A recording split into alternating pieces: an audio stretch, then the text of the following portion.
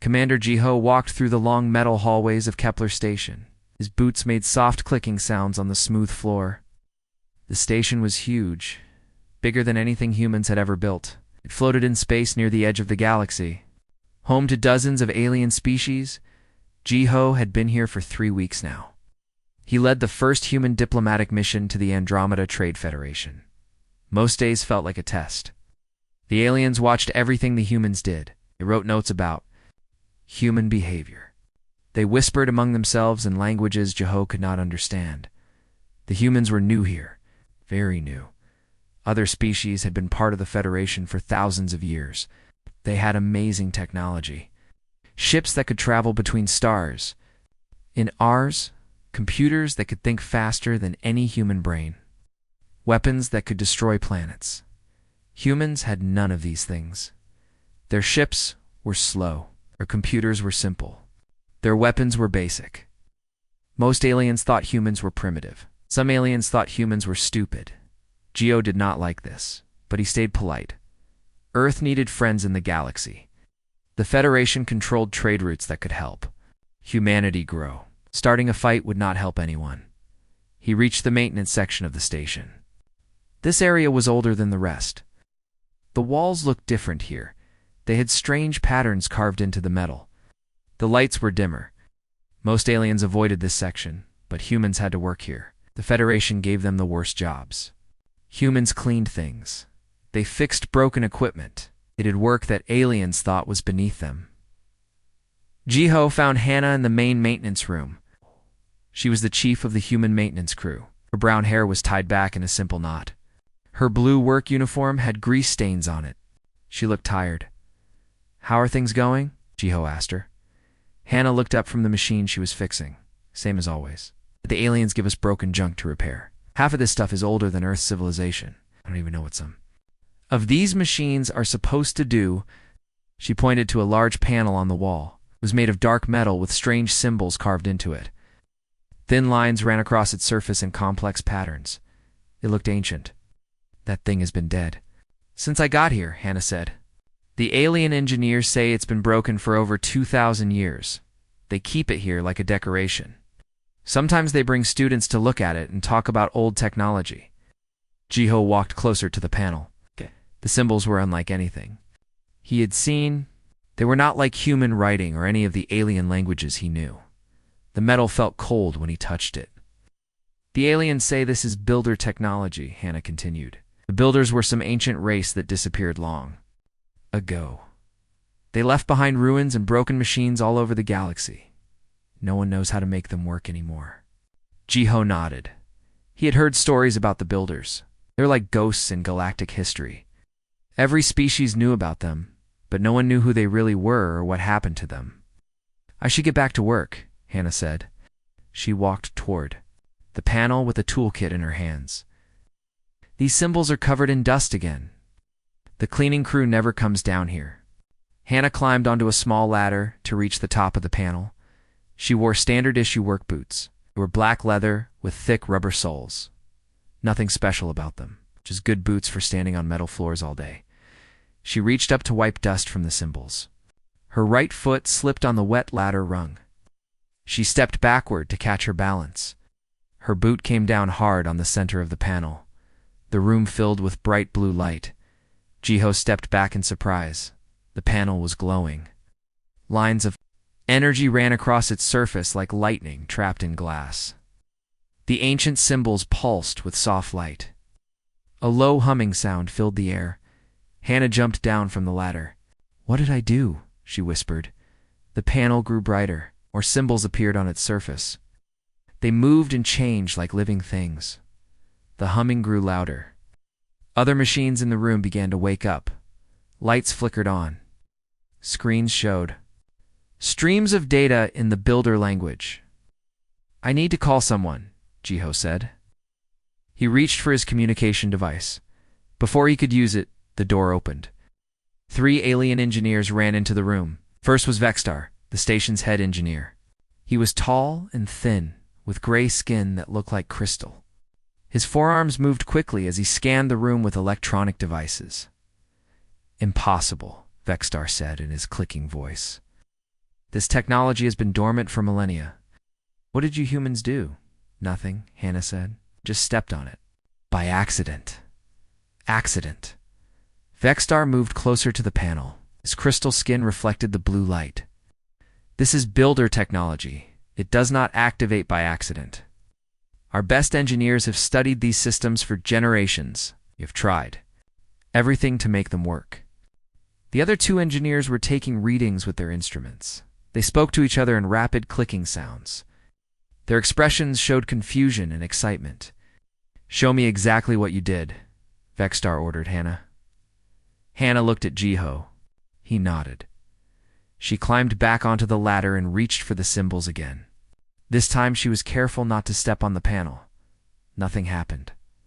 That is what I expected, Vexstar said. You cannot simply stumble upon the activation sequence for builder technology. But it did activate, Hannah said. You saw it yourself. Coincidence?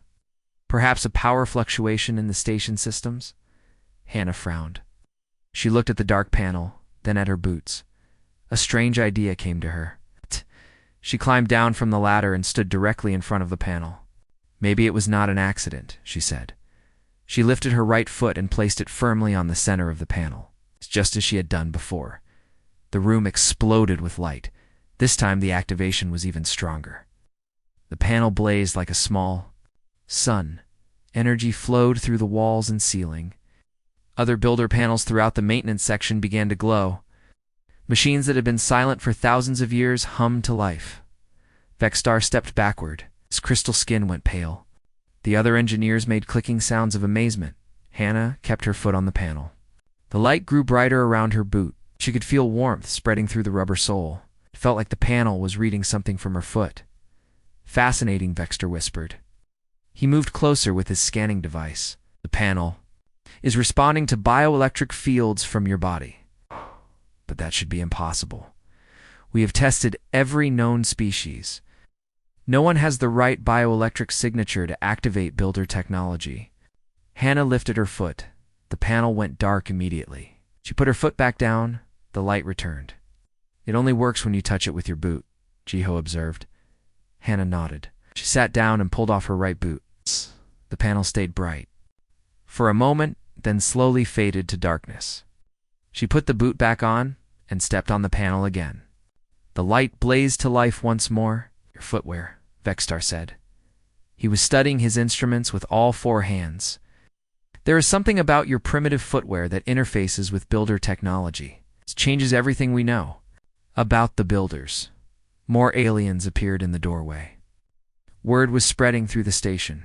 Engineers, scientists, officials crowded into the maintenance room to see the impossible sight. Human in simple work boots was operating technology that had puzzled the galaxy's greatest minds for centuries. Commander, watched the growing crowd of aliens. He saw wonder in their eyes, but also fear. This discovery would change how the galaxy saw humanity. The age of humans being considered primitive had just ended. Dr. Minho stared at the data on his computer screen. Numbers and graphs filled the display. None of it made sense. He had been Earth's top scientist for 20 years. He understood quantum physics and bioelectric fields better than most humans alive. But this data challenged everything he knew about science. 3 days had passed since Hannah activated the builder panel. Word had spread through every level of Kepler Station. Alien scientists came from across the galaxy to study what happened. They all wanted to understand how human boots could wake up ancient technology. The testing lab was crowded now. Alien researchers filled every corner of the room. They brought strange instruments that Minho had never seen before. Some devices looked like metal spiders with glowing legs. Others floated in the air and hummed softly. Vexstar stood near the main testing table. His crystal skin reflected the bright laboratory lights. He had not slept in 3 days. His forearms moved constantly as he operated different machines. The results are consistent across all tests, Vexstar announced to the room. Human footwear creates a unique bioelectric field when combined with human neural patterns. This field matches the activation requirements programmed into builder technology. Minho walked closer to the testing table. On it sat 5 pairs of human boots. Each pair was different. Work boots, military boots, running shoes, dress shoes, and hiking boots. Cables ran from each pair to monitoring equipment. We tested every type of human footwear we could find, Minho said. All of them produced the same bioelectric signature, but only when worn by humans. An alien scientist with 6 eyes and blue skin raised one of her hands. We placed the boots on members of 12 different species. None produced the correct bioelectric field. The boots only work with human feet. Another alien, this one covered in silver fur, clicked his teeth in frustration. We have been studying builder technology for 3,000 years. Our greatest minds have tried every possible activation method. How can primitive human footwear be the answer? Star's crystal. Skin flickered with patterns of light. This meant he was thinking hard. Perhaps we have been asking the wrong questions. We assume the builders created their technology for species like us. Advanced civilizations with complex biotechnology. But what if they designed it for someone else entirely? Dr. Minho looked around the room. 20 alien species were represented here. Some breathed oxygen like humans. Others needed methane or ammonia. Some had 2 legs. Others had 6 or 8. Some had skin. Others had shells or crystal formations. But they all had one thing in common. They were all advanced species with technology that surpassed anything humans had created. Their ships traveled faster than light. Their computers could think like living beings. Their weapons could crack planets in half. Humans had none of these things. Human technology was simple, basic, primitive by galactic standards. I want to run more tests, Minho said. We need a human volunteer who can work with us for extended periods. I will do it, a voice said from the doorway. Everyone turned to look. So-young stood at the entrance to the lab. She was 25 years old and worked as a technician on the human diplomatic mission. Her black hair was cut short in military style. She wore the dark blue uniform of Earth's Space Force. Most importantly, she wore military-grade combat boots. The leather was black and thick. The rubber soles had deep treads for gripping metal surfaces. These were Rank 3 classification boots, designed for soldiers who worked in dangerous environments. I volunteer for testing, So-young said. I want to help solve this mystery. Vexter's 4 eyes focused on her boots. Interesting. Those boots appear more sophisticated than the ones we have tested. What is their classification? Rank 3 military issue, So-young replied. They are made with advanced synthetic materials. The rubber sole contains carbon fiber threads. The leather is treated with polymers for extra strength, Minho smiled. So-young was perfect for this. She was young and healthy. Her bioelectric field would be strong. And her boots were the most advanced human footwear available. They led So-young to the center of the lab. Alien scientists surrounded her with monitoring equipment. Cables attached to sensors on her arms and head. More cables connected to her boots. We will start with simple tests, Vexter explained. Please step on this builder panel. So-young looked down at a square metal plate in the floor. Ancient symbols covered its surface. It looked exactly like the panel Hannah had activated 3 days ago. She stepped forward and placed her right boot on the panel. The room filled with brilliant light. But this light was different from before. It was brighter and more intense. The symbols on the panel glowed like small suns. Energy arced between the metal lines. The humming sound was deeper and stronger. Remarkable, whispered an alien scientist with tentacles for arms. The activation strength is 3 times higher than previous tests. Vextar studied his instruments. All 4 of his hands moved across different controls. The bioelectric output is significantly increased. These military boots create a more powerful interface with builder technology. They moved So-young to different builder panels around the lab. Each one blazed to life when she stepped on it. Ancient screens flickered and showed streams of data. Mechanical arms extended from walls and began moving in complex patterns. Try this device, Vextar said. He pointed to a strange machine in the corner of the room. It looked like a metal tree with branches that ended in glowing ore. BS, So-young walked over and touched one of the orbs with her gloved hand. Nothing happened. She removed her glove and touched it with her bare skin. Still nothing. Step closer, Vexstar suggested. Let your boots make contact with the base of the device. Soyang moved forward until her boots touched the metal base of the tree-like machine. Instantly, all the orbs flared with light. The branches began to move like living limbs. Complex patterns of energy flowed from orb to orb. What is this machine supposed to do? Minho asked. We do not know, replied the blue-skinned alien scientist. We found it in builder ruins on the planet Cygnus 7. It has been inactive for over 1,500 years. Our best archaeologists could only guess at its purpose. As they watched, the machine projected a hologram into the air above it. The hologram showed a three-dimensional map of the galaxy. Stars and planets appeared as tiny points of light. Trade routes connected different systems with glowing lines. But this map was different from any galactic chart Minho had seen. It showed connections between star systems that no one knew existed. Hidden paths through space that could cut travel time by hundreds of years. This is incredible, Minho breathed. The builders mapped secret routes through the galaxy. Routes that our ships could use. More machines activated as Soyang moved around the lab.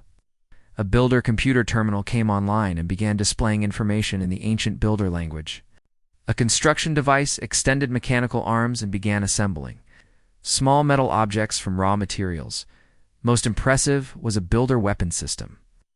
When Soyang approached it, the weapons targeting computer activated. It scanned the room and identified every person present. Instead of threatening them, it projected a gentle force field that made everyone feel calm and peaceful. The weapon is not attacking us, observed Vexstar. It seems to recognize that we are not enemies. How does it know that? Soyang asked. Perhaps it can read your intentions through the bioelectric field, Minho suggested. The builders may have programmed their technology to respond to the thoughts and emotions of its operators.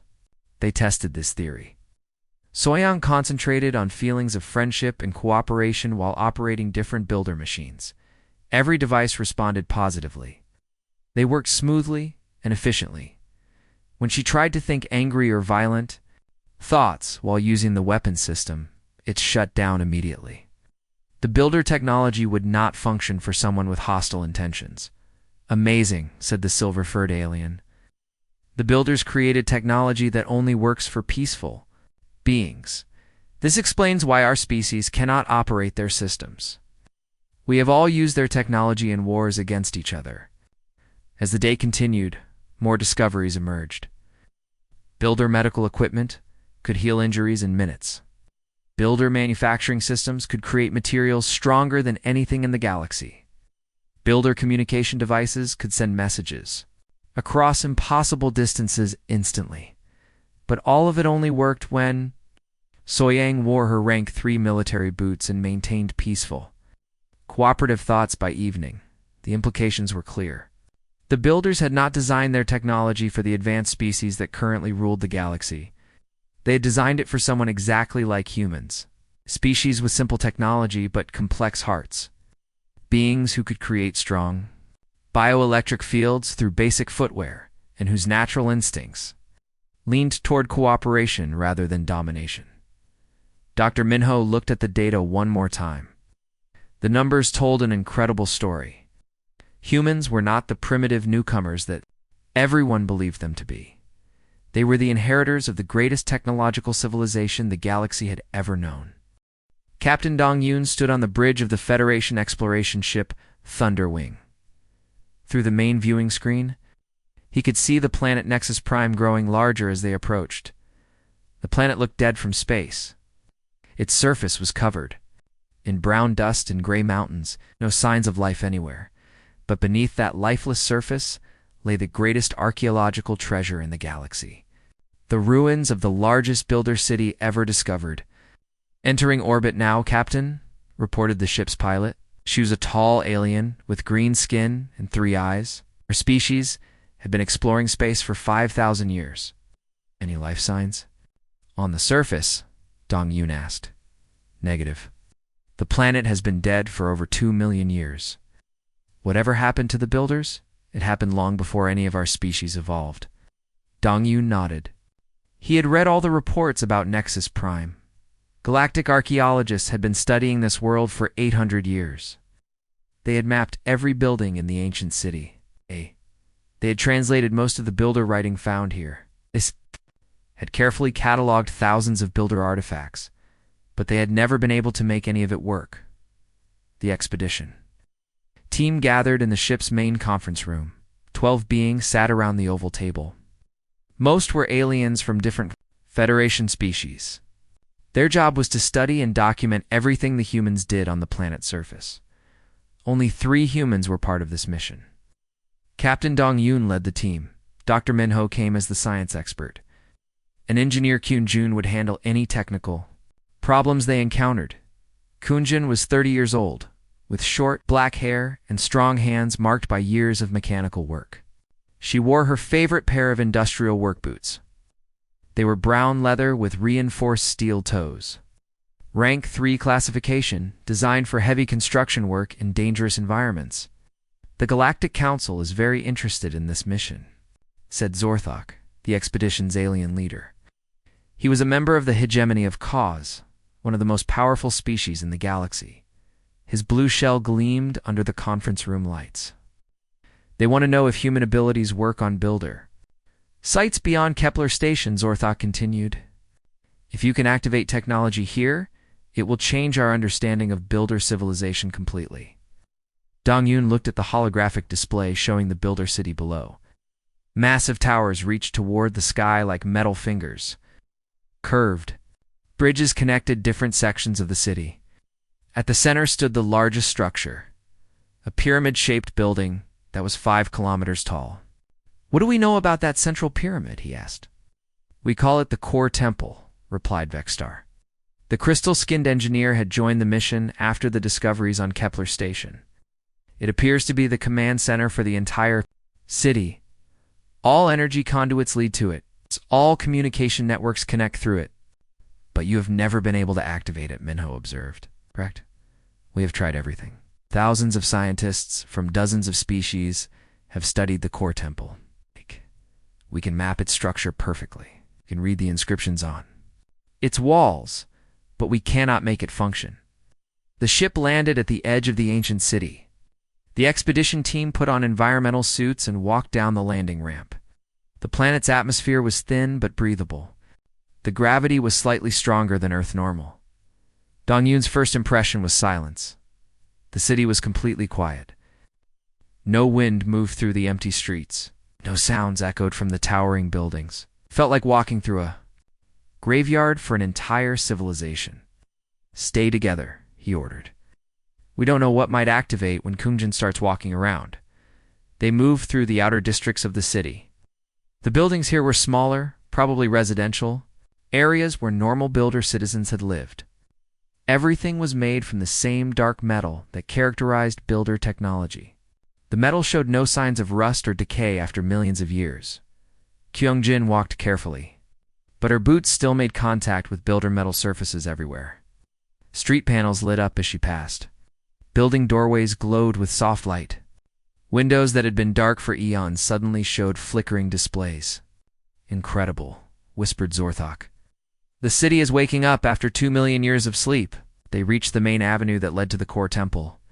This street was wider than any human road, designed for beings much larger than current galactic species.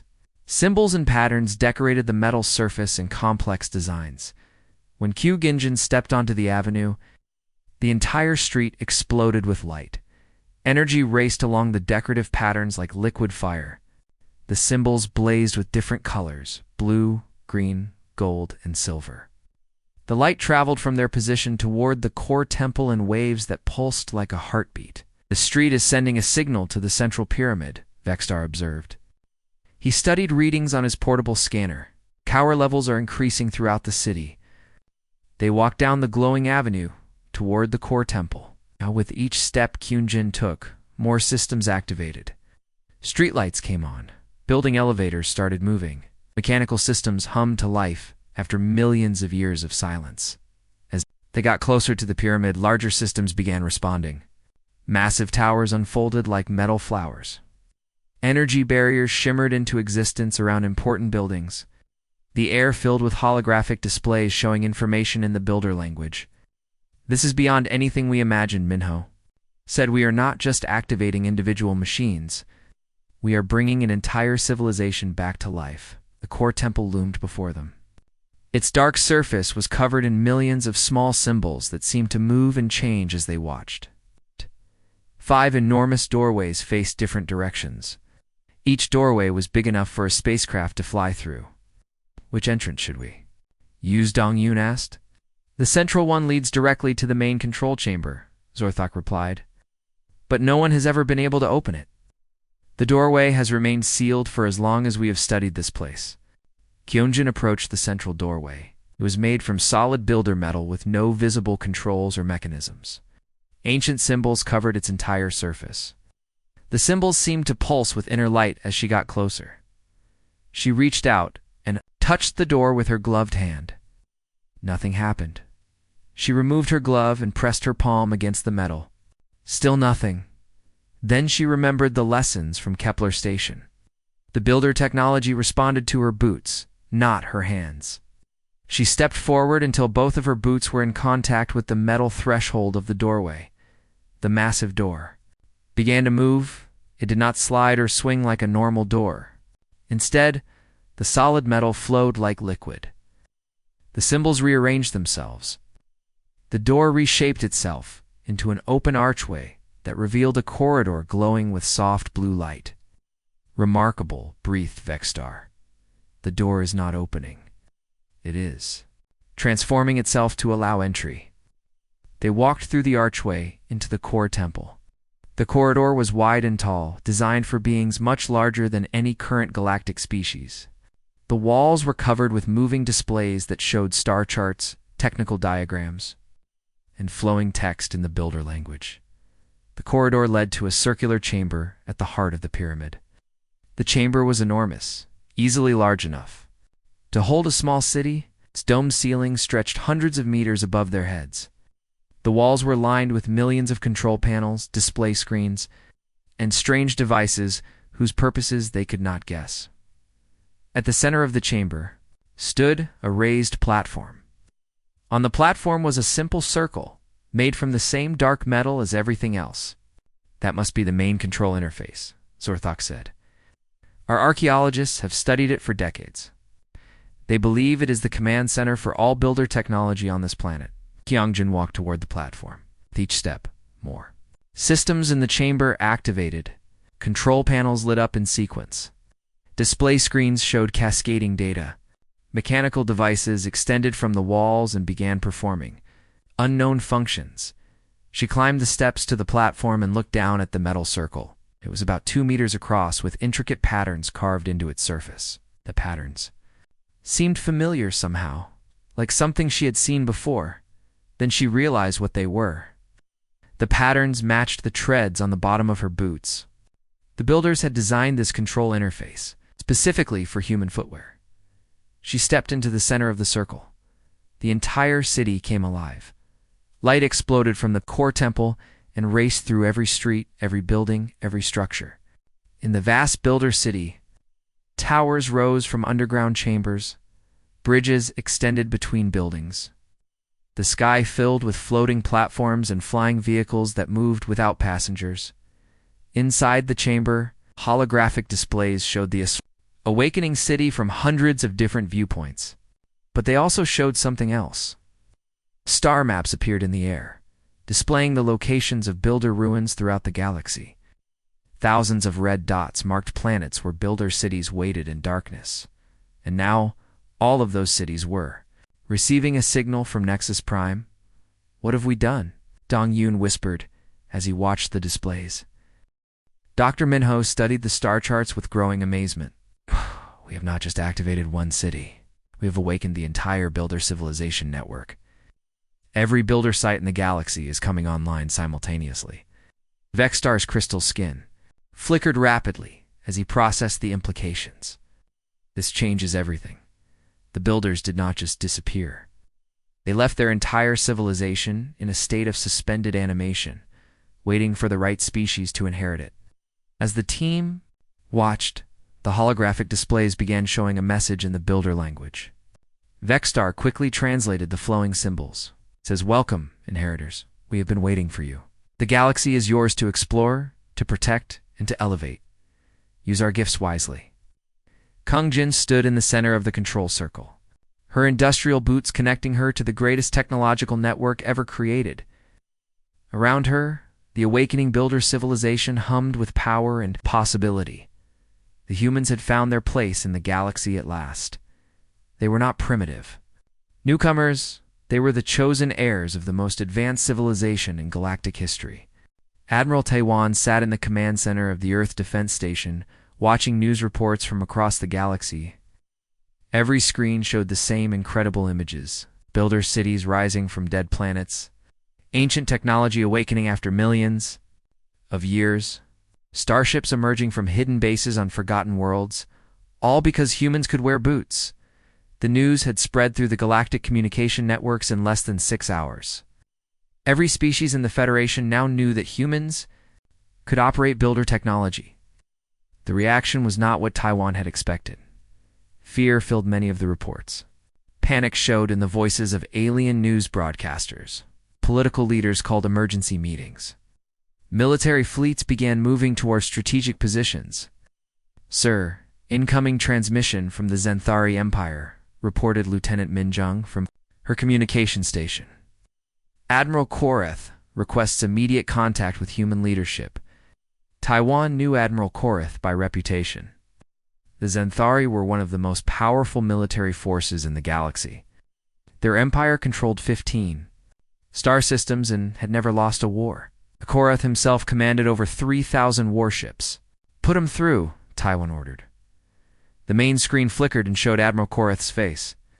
He was a typical Zenthari, tall, muscular, with gray skin covered in ritual scars.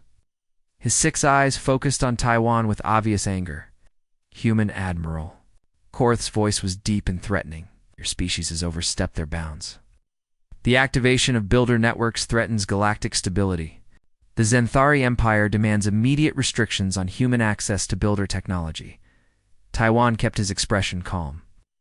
"Admiral Koreth, humans did not choose to have this ability. We discovered it by accident. We have no intention of threatening anyone." "Intentions do not matter," Koreth replied. "You now control technology that makes your species more powerful than any other in the galaxy. This cannot be allowed to continue." The transmission ended abruptly. Taiwan stared at the blank screen and felt cold fear in his stomach. The Zenthari were not known for empty threats. "Sir, we have more incoming messages," Lieutenant Minjung reported. "The hegemony of Cause, the Crystal Confederacy, and the Void Traders all want to speak with human leaders. None of them sound friendly." Before Taiwan could respond, another communication request arrived. This one came from the Galactic Council chambers on Central Station. "Admiral Taiwan," came the voice of Council Leader Nethes. She was a member of the Coes species, with blue shell and multiple arms. "You and your diplomatic team are ordered to appear before an emergency session of the Galactic Council in 12 hours. The topic is immediate regulation of human access to builder technology." Taiwan understood the real meaning behind her words. The major powers of the galaxy were moving to control or eliminate the human threat before it could grow stronger. On the other side of the galaxy, archaeologist Ji Woo worked alone in the builder archive chamber on Nexus Prime. The massive room contained millions of data crystals that stored builder knowledge. With the city now active, she could finally read their contents.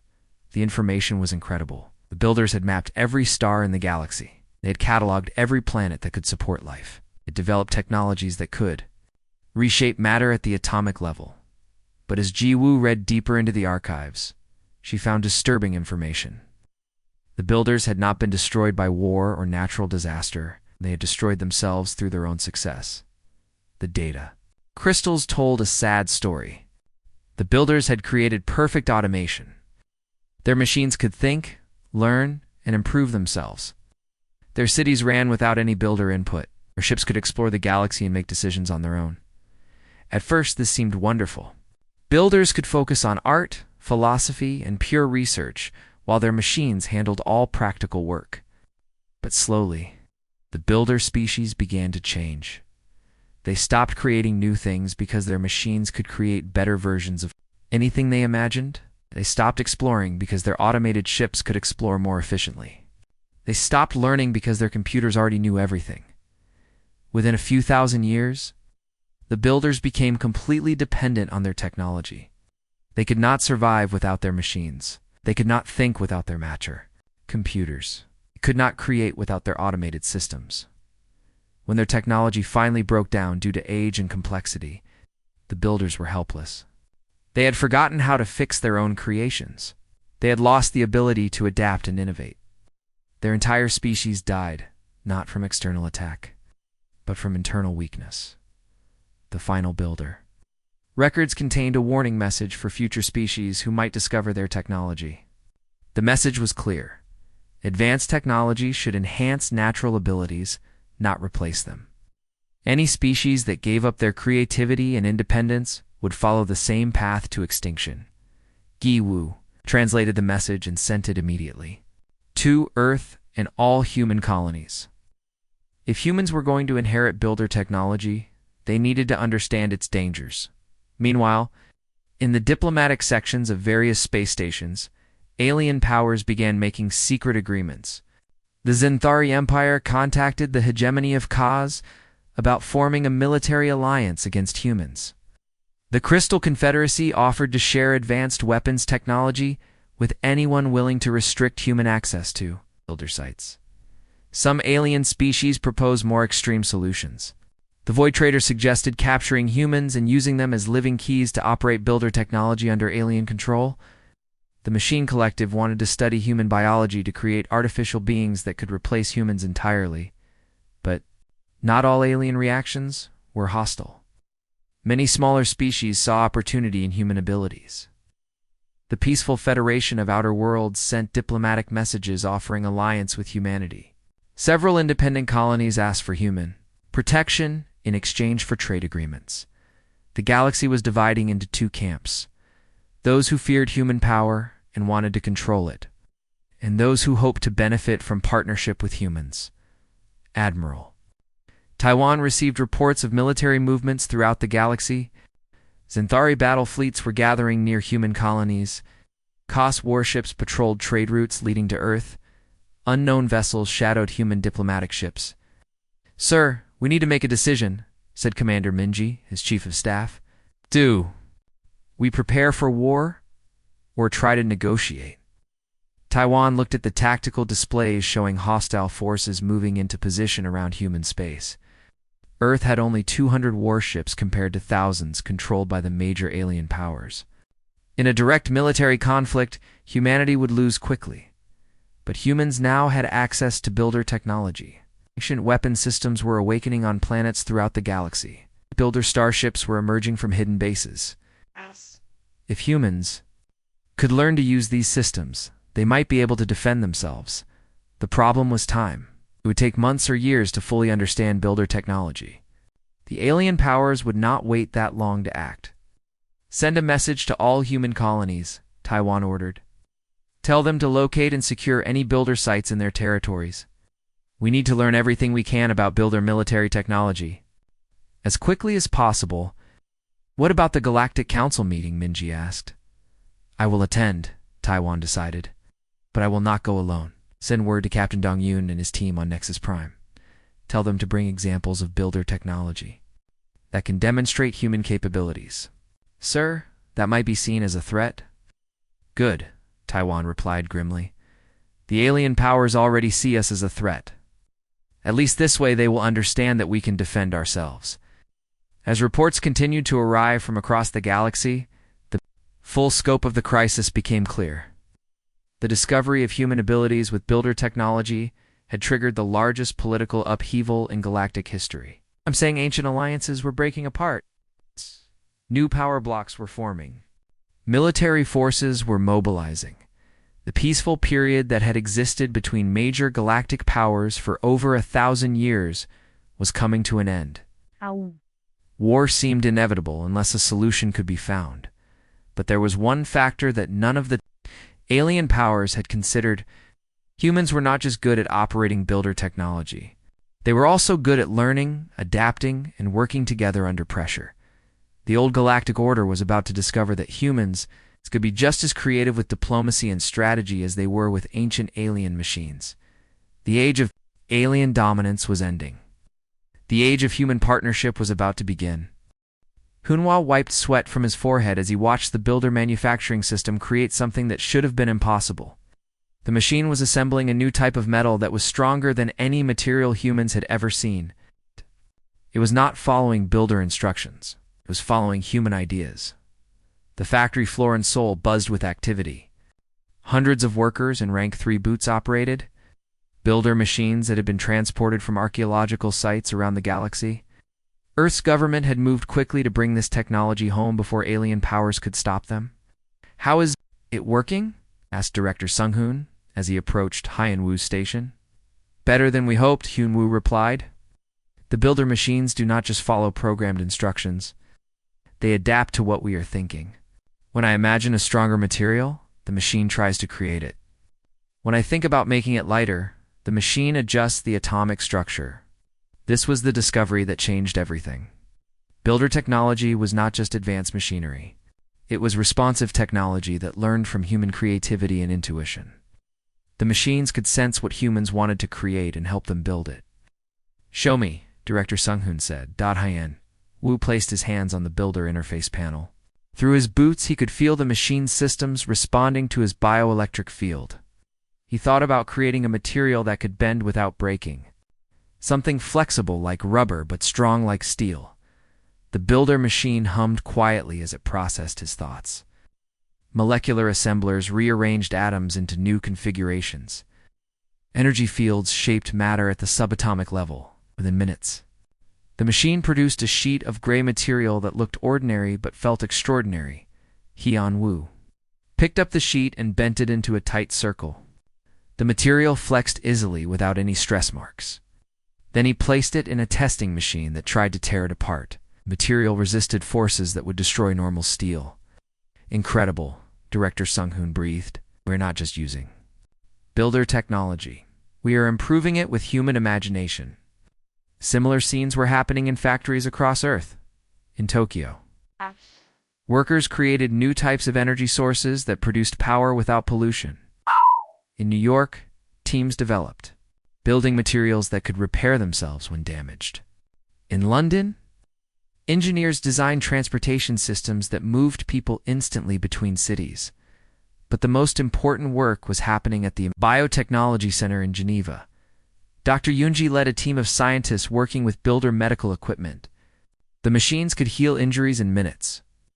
They could cure diseases that had plagued humanity for centuries. They could even enhance human capabilities. "The builder medical systems are responding to our desire to help people," Dr. Yoonji explained to her research team. "But they are also doing something unexpected. They are making us better." She showed them the test results from volunteers who had worked with builder medical technology. People who used the machines regularly showed improved reflexes, enhanced memory, and increased physical strength. The technology was not just healing humans, it was evolving them. "The machines seem to understand what humans need to be healthier and stronger," said Dr. Sungmin, her lead researcher. "They are enhancing our natural abilities without changing what makes us human." This was crucial information. The builders had failed because they let technology replace their natural abilities. But builder medical systems working with humans enhanced natural abilities instead of replacing them. Humans became better versions of themselves rather than becoming dependent on machines. The most dramatic breakthrough came at the space training facility in Australia.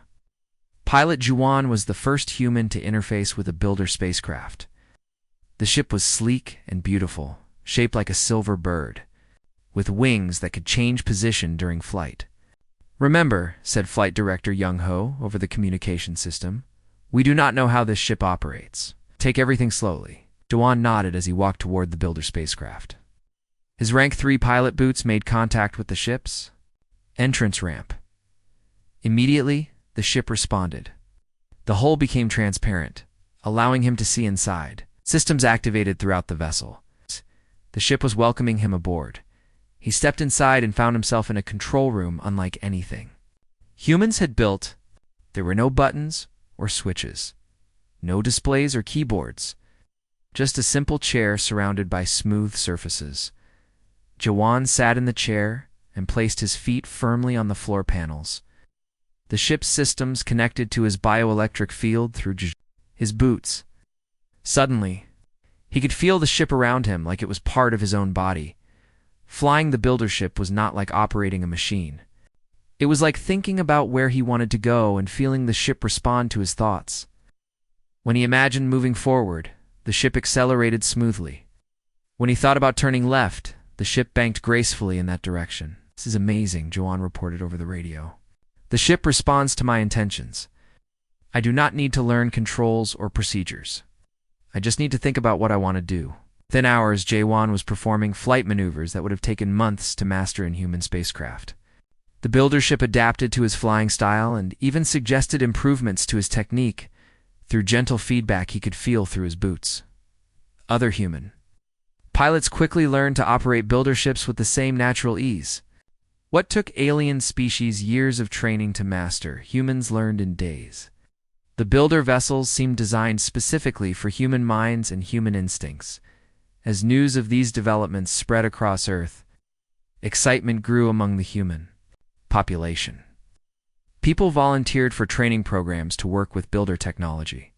Factories expanded to accommodate more builder manufacturing systems. Schools began teaching courses about human builder integration. But the most important development was happening in research centers around the world. Scientists discovered that humans could create hybrid technologies that combined human innovation with builder capabilities. These hybrid systems were more advanced than anything the builders had created alone. Human creativity provided the imagination to design new solutions. Builder technology provided the tools to make those solutions real. Together, they created possibilities that neither humans nor builders could have achieved separately. Dr. Yoonji published a research paper that explained the phenomenon. "Builder technology is not meant to replace human abilities," she wrote. "It is meant to amplify them." The builders designed their systems to work with a species that would maintain their creativity while using advanced tools. Humans are that species. We use technology to become better humans, not to become something else entirely. This discovery answered the question that had puzzled everyone since the first activation on Kepler station. Why did builder technology respond to humans when it ignored all other species? Because the builders had designed it specifically for beings like humans. Creative, adaptable, cooperative beings who would use advanced technology wisely. Meanwhile, reports arrived from human colonies throughout the galaxy. Everywhere humans worked with builder technology, similar innovations were occurring. New materials, improved medical treatments, better transportation systems, more efficient energy production. But humans were also discovering builder defensive systems. Ancient weapons platforms that could protect entire star systems. Shield generators that could deflect any attack. Communication networks that could coordinate defense across multiple planets instantly. As the alien military forces continued to gather near human space, humanity was rapidly gaining the tools needed to defend itself. Builder technology was not just making humans more creative and capable, it was making them more powerful. The galaxy's political situation was changing quickly. Species that had been planning to attack humans began reconsidering their options. The humans were no longer the weak newcomers they had been just weeks before. Admiral Taiwan received a message from Admiral Korath of the Zenthari Empire. The tone was very different from their previous conversation. Human Admiral Korath's message said, "Yes. The Zenthari Empire wishes to discuss peaceful cooperation regarding builder technology access. We believe mutual benefit is possible through diplomatic negotiation." Similar messages arrived from other alien powers. The hegemony of Kaz suggested joint research projects. The Crystal Confederacy offered trade agreements. Even the Void Traders proposed partnerships instead of conflicts. Fear was being replaced by opportunity. The alien species were beginning to understand that working with humans would be more beneficial than fighting them. The old craft of Galactic Politics based on military dominance and resource control was giving way to a new craft based on cooperation and shared innovation. Humanity had found their place in the galaxy, not as conquerors or subjects, but as partners who could help all species reach their full potential. Ambassador Chow Yung stood at the center of the new council chamber on New Terra Station. The station itself was a marvel of human builder cooperation. Sleek metal walls curved upward to form a dome filled with stars. The chamber could hold representatives from 500 different species, all meeting as equals for the first time in galactic history. 6 months had passed since Hannah first stepped on that builder panel. 6 months since humanity discovered their unique ability to operate ancient technology. The galaxy had changed completely in that short time. The Galactic Cooperation Council now comes to order, Che Yung announced, her voice carried clearly. Through the chamber's builder-enhanced communication system, every being present heard her words, translated perfectly into their own language. Around the circular chamber sat delegates from across the galaxy. The old power structure had crumbled as smaller species found their voices. The Zenthari Empire still controlled their territory, but they no longer dominated galactic politics. The hegemony of Kaz had learned to negotiate instead of demand. Even the void traders had become honest merchants instead of pirates. Today we discuss the final implementation of the Builder Heritage Protocols, Chayun continued. These protocols will ensure fair access to builder technology for all peaceful species while protecting the galaxy from misuse. The protocols had taken months to negotiate. Every species wanted access to builder technology, but only humans could operate it directly. The solution required trust, cooperation, and careful planning. Under the new system, humans would serve as operators and teachers for builder technology. Any species that demonstrated peaceful intentions and respect for galactic law could request human assistance in using builder systems. In return, those species would share their own knowledge and resources with humanity. The first item is the Medical Cooperation Program, Chow Yun announced. Dr. Yunji will present the current status. Dr. Yunji stood at her designated speaking area. She wore simple medical scrubs and her standard work boots. Nothing about her appearance suggested she was one of the most important people in the galaxy. Builder medical technology is now active on 237 worlds, she reported. We have cured diseases that have plagued various species for thousands of years. Cancer, genetic disorders, nerve damage, and aging-related illnesses are no longer problems for any species with access to builder medical centers. A representative from the Crystal Confederacy raised one of her transparent arms.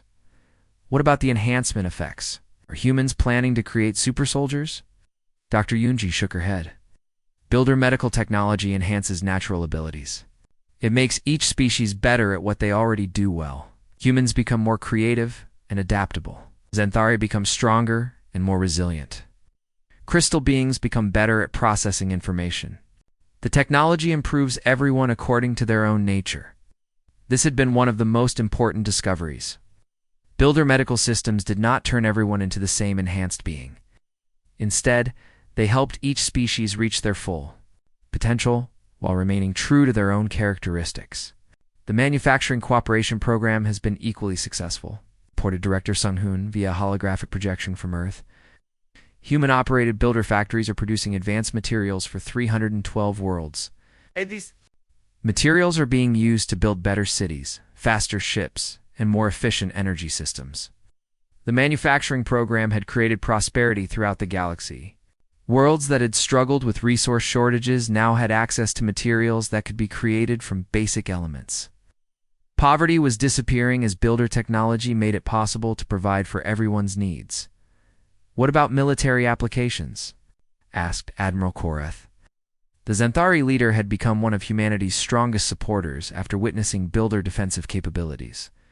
Builder defensive systems are now protecting 47 star systems from various threats, Admiral Taiwan reported. These systems prevent attacks, but cannot be used for aggression. They only activate when worlds are threatened by hostile forces. This was another key feature of builder technology. The defensive systems could create shields, barriers, and protective fields, but they would not function for beings with aggressive intentions. The technology promoted peace by making war ineffective, while protecting those who chose cooperation. The most dramatic presentation came from Captain Dong Yun, who appeared via communication link from deep space. Behind him, the viewing screen showed an incredible sight. Hundreds of builder ships moved in perfect formation through the void between stars. The builder transportation network is now fully operational, Dong Yun reported. We can travel between any 2 points in the galaxy in less than 6 hours. Trade, communication, and cultural exchange are now possible on a scale never before imagined. The transportation network was the builder's greatest achievement. Hidden gates scattered throughout the galaxy could open passages through space itself. These gates had been dormant for millions of years, waiting for the right species to activate them. But the network required more than just human operators. It needed cooperation between species to function properly. Each gate was controlled by a joint committee with representatives from local worlds. No single species could control galactic transportation. This brings us to our final announcement, Chai-Yung said. Engineer Seok-jin has successfully activated the builder's ultimate creation. Every being focused their attention on the human engineer who stood quietly near the center of the room. Seok-jin looked ordinary in his work clothes and battered boots, but what he had accomplished was extraordinary. The builder communication matrix is now online, Seok-jin announced simply. Every intelligent being in the galaxy can now communicate instantly with any other being, regardless of distance or language barriers. He gestured toward the chamber's ceiling. Above them, a holographic display showed the entire galaxy as a web of connected lights. Each light represented a world with intelligent life. Lines of energy connected every world to every other world. The Matrix does more than enable communication, Seok-jin continued. It allows species to share knowledge, experiences, and emotions directly. We can learn from each other in ways that were never possible before. This was the builder's final gift to the galaxy, not just advanced technology, but true understanding between different forms of life. The communication matrix made it possible for any being to experience the world through the senses of any other being. Conflicts based on misunderstanding became impossible when everyone could truly know how others thought and felt. The builders left us a message about this system, Seok-jin said. They called it the Unity Engine, their final creation before they disappeared. They hoped that someday a species would arise that could use it to bring all intelligent life together in peace. In cooperation, a holographic message appeared in the air above the chamber. The builder symbols flowed and changed, translated into every language simultaneously. To our inheritors, the message read, "We failed because we let our technology replace our hearts. You have succeeded because you use technology to connect your hearts to others. The galaxy is no longer divided by distance, language, or misunderstanding. All beings can now grow together toward a future we could only dream of. Use this gift wisely. Remember that true advancement comes not from individual power, but from shared wisdom and mutual support." The chamber fell silent as representatives absorbed the meaning of the message. After millions of years, the builder's dream was becoming reality, not through the dominance of one species, but through the cooperation of all species. Ambassador Chai-Yung looked around the chamber at delegates from hundreds of different worlds. Each species was unique, with their own strengths, cultures, and perspectives. But now they were all connected by the builder network and united in their desire to build a better future. The old craft of galactic politics was based on fear, competition, and control, she said. The new craft we are building together is based on trust, cooperation, and shared growth.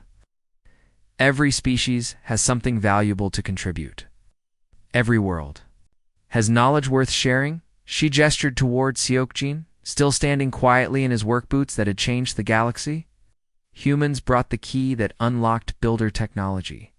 But that was just the beginning. The real achievement is what we are building together now. A galaxy where every being can reach their full potential. Where knowledge flows freely between worlds. where conflicts are resolved through understanding instead of force. This is our new galactic order. Not the rule of the strong over the weak, but the cooperation of all, for the benefit of everyone. As the council session ended, representatives from hundreds of worlds began planning new projects together. Medical research teams that included members from a dozen different species, manufacturing cooperatives that combined human creativity with alien expertise, exploration missions that would discover new worlds and new forms of life. The galaxy had found its future. It was not a future of human dominance or alien submission. It was a future of partnership, growth, and endless possibility. Engineer Siochin walked quietly from the chamber, his boots still connecting him to the vast builder network that now served all galactic civilization.